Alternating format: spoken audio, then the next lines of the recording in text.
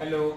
तो आज हम एक्सरसाइज 3.4 स्टार्ट करने वाले हैं, लेकिन 3.4 स्टार्ट करने से पहले कुछ फॉर्मूलाज हमें दोबारा देखने पड़ेंगे। फॉर्मूलाज क्या हैं? यहाँ पे एक्चुअली हमें प्रिंसिपल सॉल्यूशन और जनरल सॉल्यूशंस के बारे में पढ़ना होगा। तो वो क्या होता है वो मैं आपको एग्जांपल के थ्रू ही बताऊंगा, मतलब क्वेश्चंस के थ्रू 3.4 के। उससे पहले ये फॉर्मूला आप देख लो कि अगर साइन थीटा जो है वो 0 होता है तो थीटा एन पाई के इक्वल होता भी है। साइन 0 0 होता है, साइन पाई 0 होता है यानी कि n इक्वल्स टू 1, साइन 2 पाई 0 होता है, वहाँ n इक्वल्स टू 2। तो इसी तरह n 1 2 3 4 so on, n -1 -2 -3 and so on, यानी कि theta is equals to n pi होता है for all n belongs to z। z मतलब होते हैं इंटीजर्स, ठीक है। अच्छा, अगर साइन थीटा साइन अल्फा के इक्वल हो, यानी कि 0 की जगह कोई एंगल हो थीटा का, साइन 45 हो, साइन 30 हो, साइन 60 हो, यानी या पाई की टर्म्स में हो, यानी कि साइन थीटा साइन अल्फा के इक्वल है, तो थीटा की वैल्यू लाया करती है n पाई प्लस -1 की पावर n इंटू अल्फा। जो अल्फा यहाँ होगा वही अल्फा यहाँ आ जाएगा। ये आप लोगों को याद करने होंगे। ये फर्स्ट सेट था जो साइन थीटा के थे। सिमिलरली कॉस थीटा के सेट आते हैं। कॉस थीटा अगर 0 होगा तो थीटा की वैल्यू लाया करेगी 2n + 1 इंटू पाई बाई 2, और cos थीटा cos अल्फा के इक्वल होगा तो थीटा लाई करेगा 2n pi plus minus alpha, ठीक है। सिमिलरली tan थीटा की बात करें, अगर हम 0 होगा तो थीटा n पाई के इक्वल होगा, सिमिलरली साइन की तरह। tan theta is equal to tan alpha होगा तो थीटा होगा n पाई प्लस अल्फा, ठीक है। ये सेट है फॉर्मूलोज का, इनको आप नोट कर लीजिए, इनको याद कर लीजिए, फिर हम 3.4 करते हैं। तो एक्सरसाइज 3.4 का जो फर्स्ट क्वेश्चन है वो है tan x is equals to √3। Question में हमें निकालना क्या है? प्रिंसिपल सॉल्यूशन इस इक्वेशन का और इस इक्वेशन का जनरल सॉल्यूशन। अब आपको मैं इस क्वेश्चन सॉल्व करके थ्रू बताऊंगा कि जनरल सॉल्यूशन और प्रिंसिपल सॉल्यूशन निकालना होता क्या है। अब tan x √3 है तो tan थीटा की वैल्यू कौन से एंगल पे √3 होती है? tan 60 पे, राइट। tan 60 डिग्री पे ही तो √3 आता है, और 60 को हम क्या लिख सकते हैं? Pi by 3। तो यानी कि tan x is equals to tan pi by 3। यहां तक तो सबको समझ में आ गया होगा, ठीक है। तो ये कंडीशन क्या बन रही है? tan x is equals to tan pi by 3 जो है ये है क्या? If tan theta is equals to tan alpha, suppose करो x की जगह थीटा होता है, इसकी जगह अल्फा होता है। tan theta is equals to tan alpha जब होता है तो थीटा क्या होता है? n पाई प्लस अल्फा, यानी कि x क्या होगा? n pi plus pi by 3। तो x की वैल्यू क्या आई? पाई कॉमन लिया हमने, n प्लस 1 बाय 3। जो ये आता है आपका, ये होता है आपका general solution, direct formula based जो सॉल्यूशन ये आगे आपका ये होता है जनरल सॉल्यूशन। अब प्रिंसिपल सॉल्यूशन क्या होगा? प्रिंसिपल सॉल्यूशन देखो, यहां हम n की वैल्यू पुट करना स्टार्ट करेंगे, ठीक है। अगर n इज इक्वल्स टू 0, अच्छा, प्रिंसिपल सॉल्यूशन आपका लाई करता है 0 डिग्री से 360 डिग्री के बीच में। इस चीज का मतलब क्या है वो मैं आपको बताता हूं। आप n is equals to 0 put करें तो x क्या आ जाएगा? पाई इंटू 0 प्लस 1 बाय 3, यानी कि पाई इंटू 1 बाय 3, तो पाई बाय 3 हो गया। पाई बाय 3 क्या होता है? 60 डिग्री, ठीक है।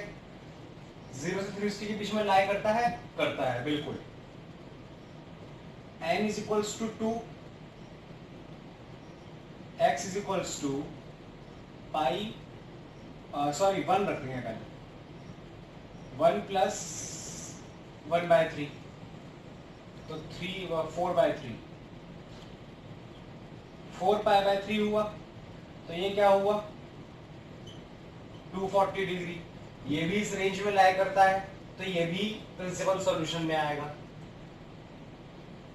n इज इक्वल्स टू 2 रख के देखो तो x क्या हुआ? पाई ब्रैकेट में 2 plus 1/3 7 pi by 3 7 pi by 3। तो ये क्या आएगा, ये आ गया आपका 420 डिग्री। देखो पाई बाय 3 60 होता है, 7 6 42, ये आ गया 420 डिग्री। तो डज नॉट इंक्लूड, ठीक है, ये डज नॉट इंक्लूड हो गया। तो यानी कि जो इसका प्रिंसिपल सॉल्यूशन बैठा वो इन जगहों पे बैठा, ठीक है, यानी कि प्रिंसिपल सॉल्यूशन इसका बैठता है n इज इक्वल्स टू 0 पे, n इज इक्वल्स टू 1 पे, और जनरल सॉल्यूशन क्या है, x is equals to pi into n plus 1/3। ऐसे निकालते हैं आप जनरल सॉल्यूशन और ऐसे निकालते हैं प्रिंसिपल सॉल्यूशन, नोट कर लो।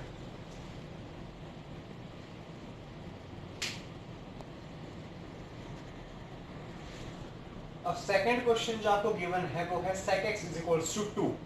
हमने फॉर्मूलेस पढ़े थे sin थीटा के, cos थीटा के, tan थीटा के। तो यानी कि जब इस तरह का कोई क्वेश्चन आएगा कि sec x is equals to 2 हो गया, या cot x is equals to something हो गया, या cosec x is equals to something हो गया, तो हम उनको sin, cos और tan में कन्वर्ट करेंगे। सिंपल ये तो कन्वर्जन हो जाएगा। sec x जो होता है cos x का उल्टा होता है, तो cos x sec x का उल्टा हो गया, तो cos x आपका 1/2 आ गया। अब cos x 1/2 कब आएगा,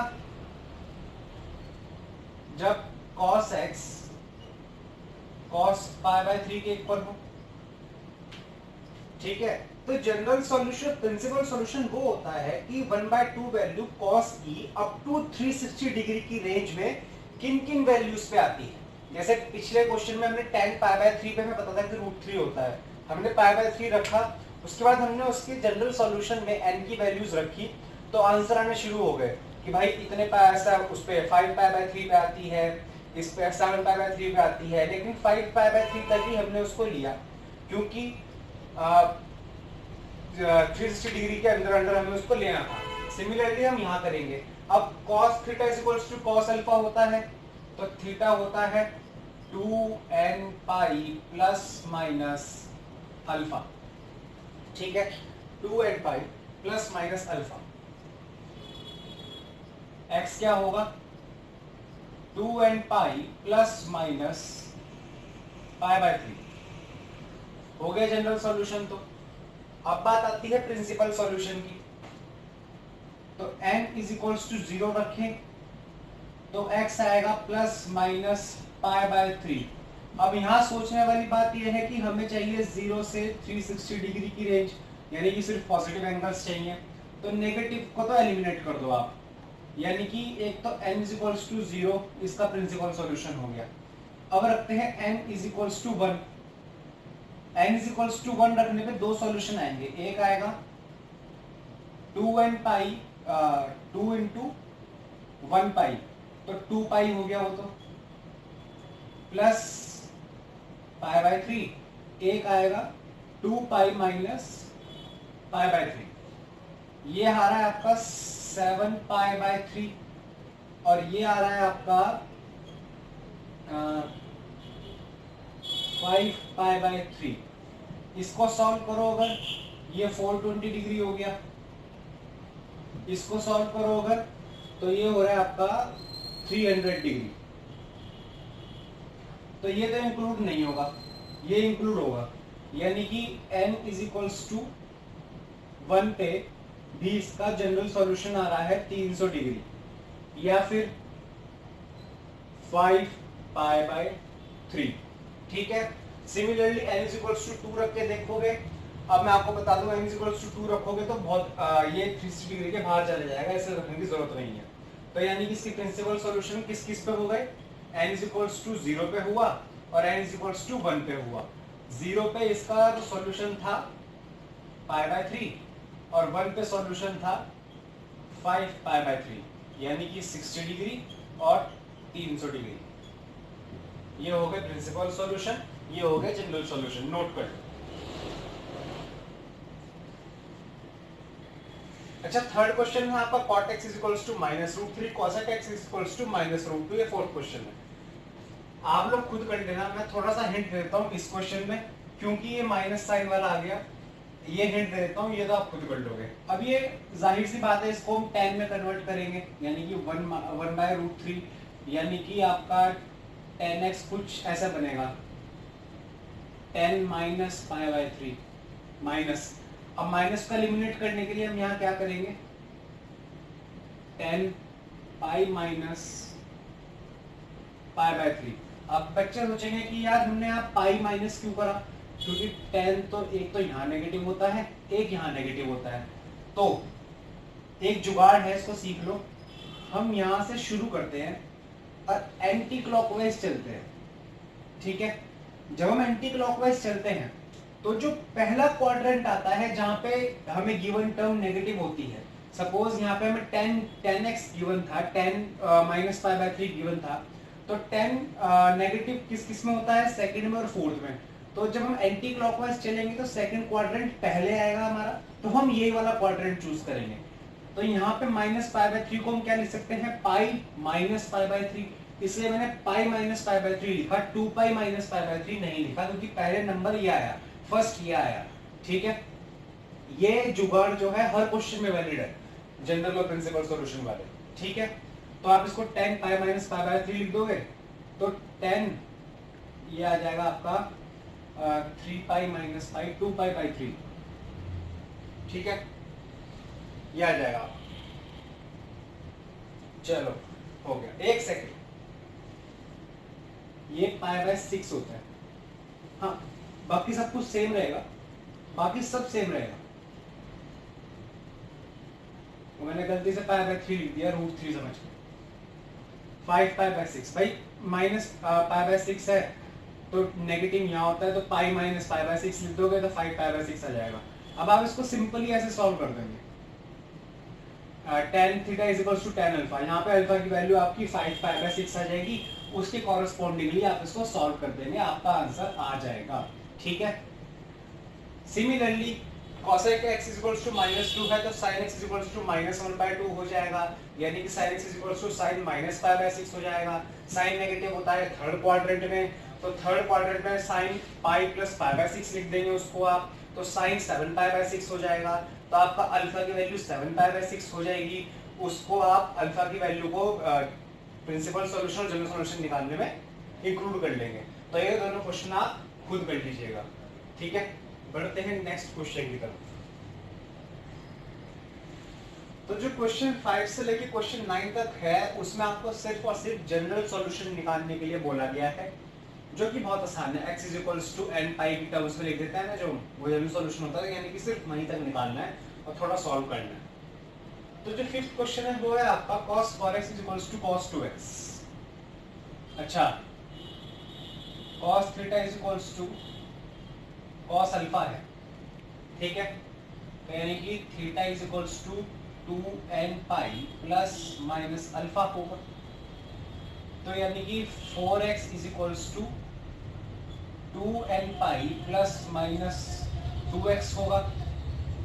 तो हो गए ना दो चीजें, एक हो गई आपकी equation 4x is equals to 2n pi plus 2x, एक हो गई आपकी 4x is equals to 2n pi minus 2x, ठीक है।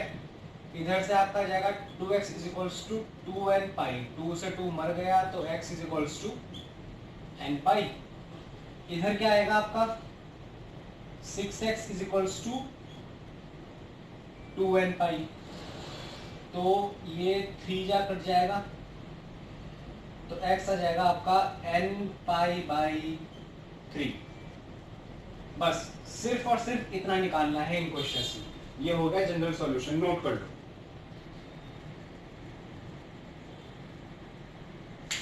सिक्स्थ क्वेश्चन जो है वो है cos 3x plus cos x minus cos 2x is equals to 0। अच्छा, ये cos 2x है, ये cos x है, cos 3x है। अगर हम ध्यान से देखें तो इससे और इससे ये तो बनेगा नहीं, ठीक है, लेकिन इन दोनों में अगर cos c plus cos d लगा दूं तो cos 2x का एक टर्म और बन जाएगा। उसके बाद देखते हैं क्या करते हैं। तो पहले हम यहाँ पे cos c plus cos d लगा दें, तो 2 cos 3x plus x 4x by 2 यानी कि 2 cos 2x बन गया into cos 3x minus x by 2 cos x बन गया minus cos 2x is equals to 0। अब यहां से cos 2x आप कॉमन ले लो, तो ये बचा 2 cos x minus 1 is equals to 0। अब एक तो टर्म आ गई आपकी cos 2x आपका 0 है, एक टर्म आ गई आपकी 2 cos x माइनस 1 आपका 0 है। यहां तक आप लोगों को समझ में आ गया? चलो, cos theta is equals to 0 होता है तो थीटा किसके इक्वल होता है? 2n plus 1 into pi by 2 पढ़ाया था। तो x हो गया आपका 2n plus 1 into pi by 4। ठीक है, इस वाली इक्वेशन में cos x हो जाएगा आपका 1 बाई 2, यानी कि cos x हो गया आपका cos pi by 3। cos theta is equals to cos alpha, तो क्या होता है? Theta is equals to 2n pi plus minus alpha, यही होता है ना 2n pi plus minus alpha. अब इसमें भी दो वैल्यू लिख, आपने तो इसको यहाँ छोड़ दो या फिर इसको लिख दो कि यहाँ से x की वैल्यू आ गई हमारी 2n pi plus pi by 3 and x is equals to 2n pi minus pi by 3। अब इससे भी आगे अगर आपको लिखना है तो आप लिख सकते हो, पाई कॉमन ले लो तो ब्रैकेट में आ जाएगा 2n प्लस 1 बाई 3, यहाँ 2n माइनस 1 बाई 3 लिख सकते हो, लिखना गलत नहीं है, मैं यही इसको छोड़ रहा हूँ, नोट कर लो।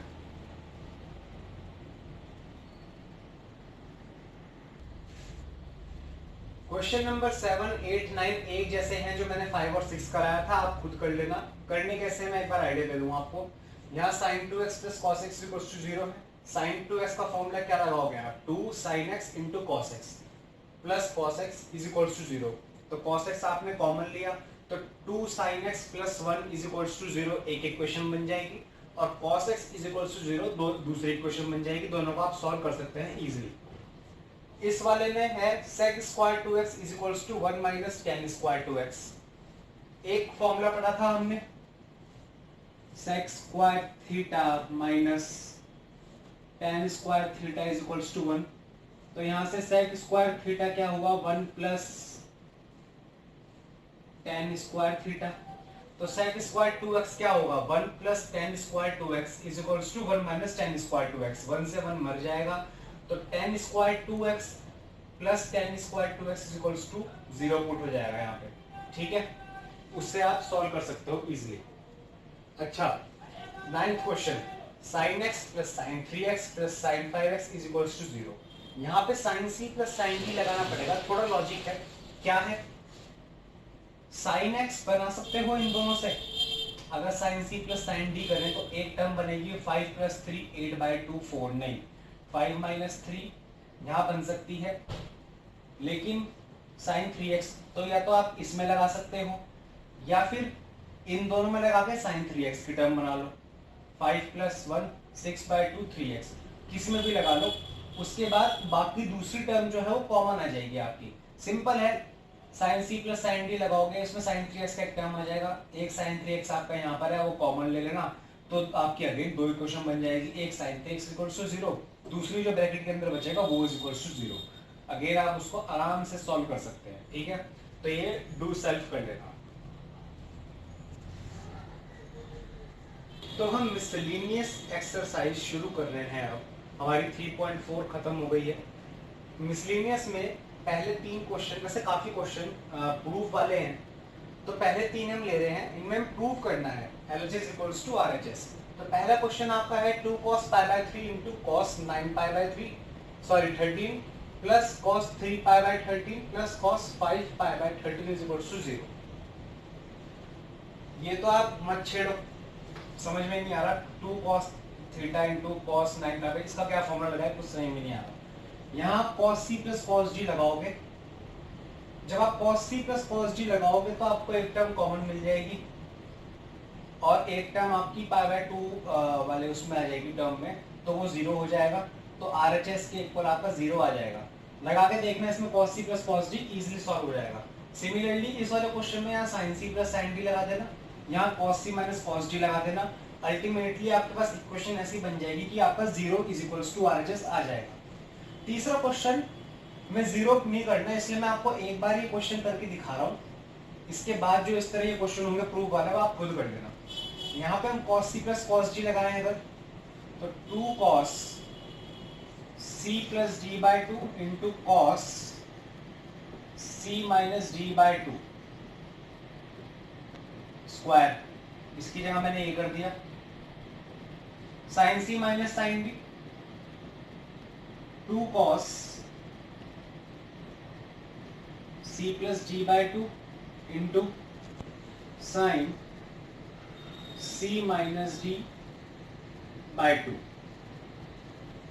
ये स्क्वायर। इसका स्क्वायर खोलो, 4 cos square x plus y by 2 into cos square x minus y by 2 plus 4 cos square x plus y by 2 into sine square x minus y by 2। ठीक है, ये आ गया। अब इन दोनों टर्म में से 4 cos square x plus y by 2 हमने common ले लिया। अंदर क्या बचा हमारा, cos square x minus y by 2 plus sine square x minus y by 2। cos square theta plus sine square theta 1, तो बचा क्या आपका 4 cos square x plus y by 2। यही है आपका RHS, नोट कर लो। अब हमें जो 8th से लेके 10th तक क्वेश्चन है, हमारे 3 तक क्वेश्चन बताए थे, 4th 5th 6th 7th चारों क्वेश्चन बिल्कुल डिक्टो सेम है, आप इजीली कर सकते हैं। मुसीबत आएगी आपकी 8 से लेकर 10 तक के क्वेश्चन में। 8 से लेकर 10 तक के जो क्वेश्चन है उसमें उसको पूछा है कि हमें sin x बाई 2 की वैल्यू निकालनी है, हमें cos x बाई 2 की वैल्यू निकालनी है, हमें tan x बाई 2 की वैल्यू निकालनी है। गिवन हमें क्या है 8th क्वेश्चन में कि tan x की वैल्यू माइनस 4/3 है।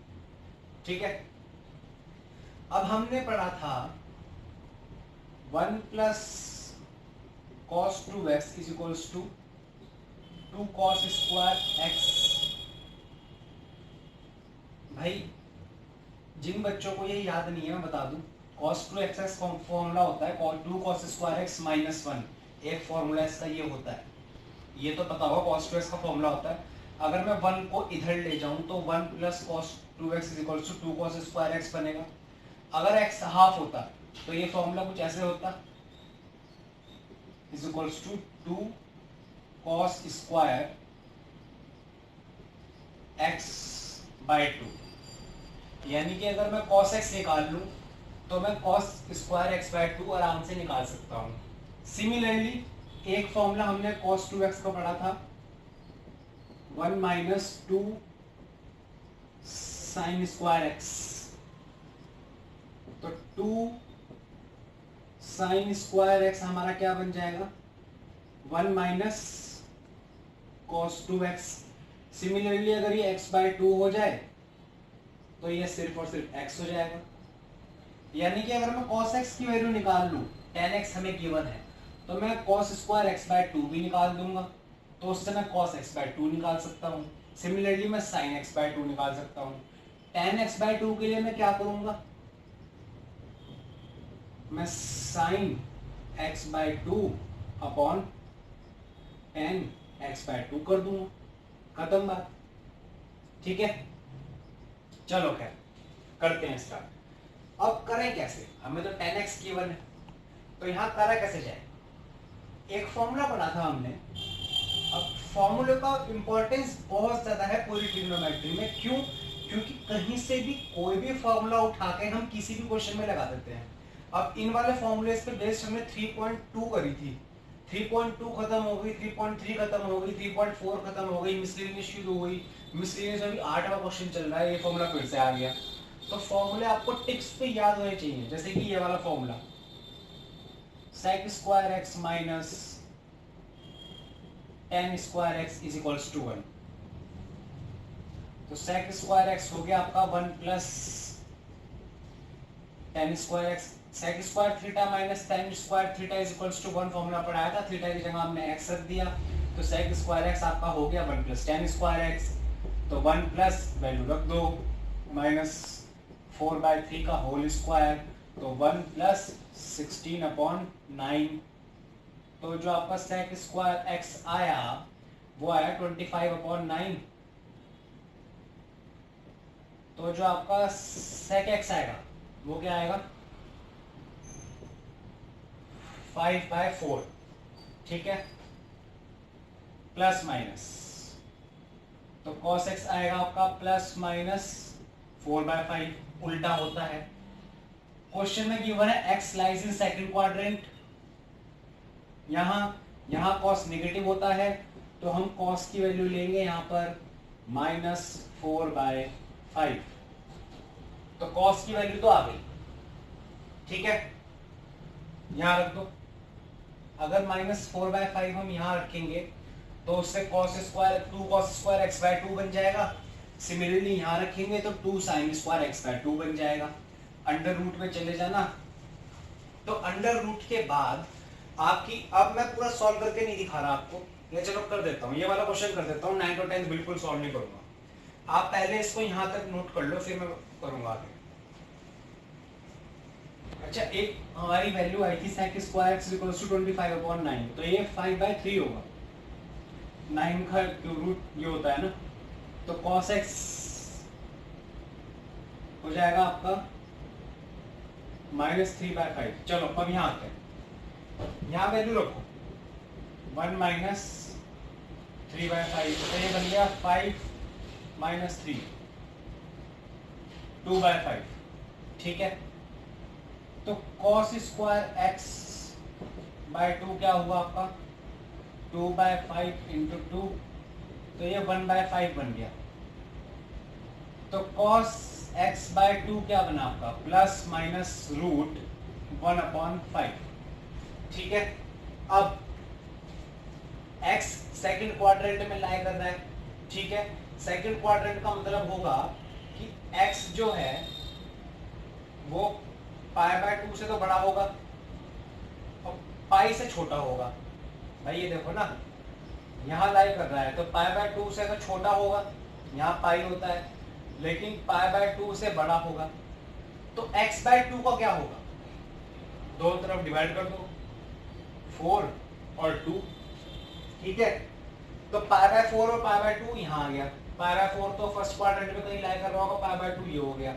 तो यानी कि cos x/2 आपका फर्स्ट क्वाड्रेंट में लाई कर रहा है, तो cos x/2 की वैल्यू तो आपकी आ गई प्लस अंडर रूट, या इसको लिख लो 1/√5, ठीक है। cos x/2 की वैल्यू आ गई आपकी पॉजिटिव में 1/√5।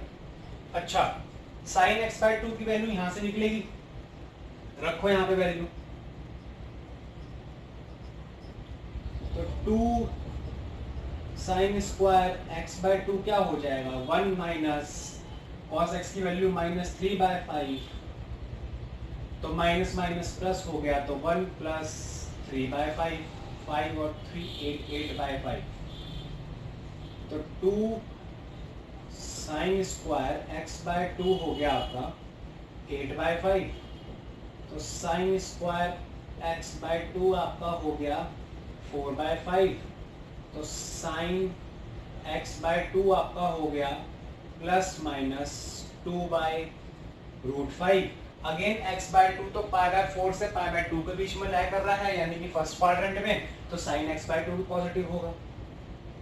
तो sin x/2 हो गया आपका प्लस 2/√5, ठीक है। तो cos x/2 आ गया हमारा, sin x/2 आ गया, तो tan x/2 हमारा हो गया 2/√5 × √5/1, √5 से √5 कैंसिल, तो 10x/2 हमारा हो गया 2। अगेन ये भी पॉजिटिव इसलिए लेंगे क्योंकि ये फर्स्ट क्वाड्रेंट में लाई कर रहा है, फर्स्ट क्वाड्रेंट में सारे पॉजिटिव होते हैं, नोट कर लो।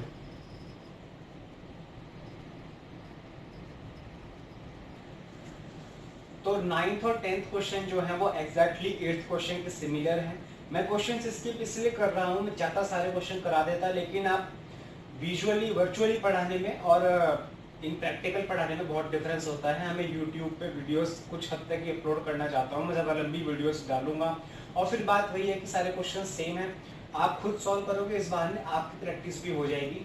नहीं होंगे सॉल्व तो आप कमेंट कर देना, मैं वो वही क्वेश्चन सॉल्व कर दूँगा, आप क्वेश्चन नंबर लिख के कमेंट कर दीजिएगा।